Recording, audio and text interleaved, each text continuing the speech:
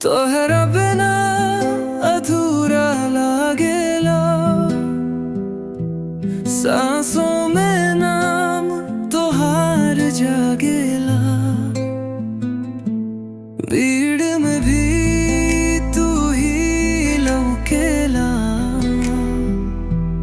दिल तेरा बिना ना लागेला। अंतरा इतना इतना तू रहेलू आँख के सपना जैसन, छुप जाई त रात भी डरे दिन जैसन। तेरे हंसी के बिना सूना सूना लागे, दिल बाहर पल तोहार नाम जागे।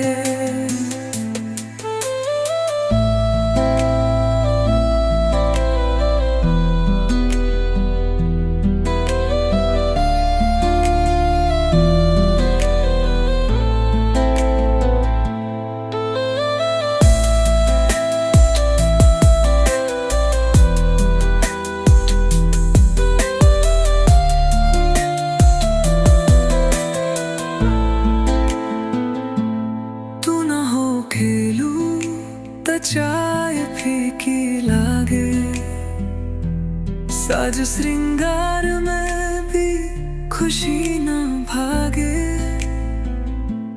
हर बात में तहार याद भलबा, पह पग पर तहार एहसास चलबा। अंतरा इतना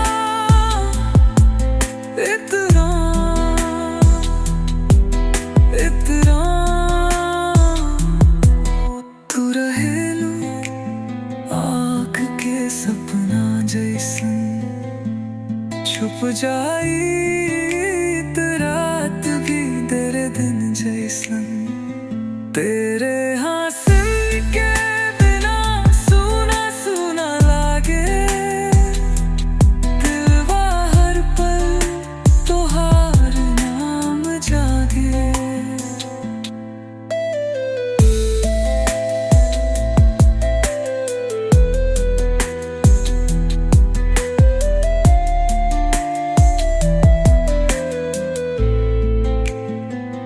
कभी छोड़ के मत जाइब दे जा, तू ना रही त कुछों में नहीं खे जा।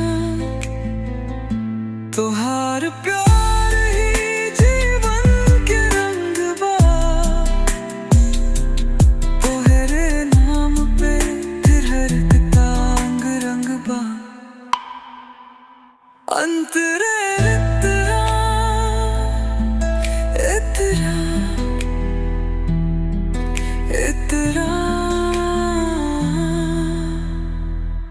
इतना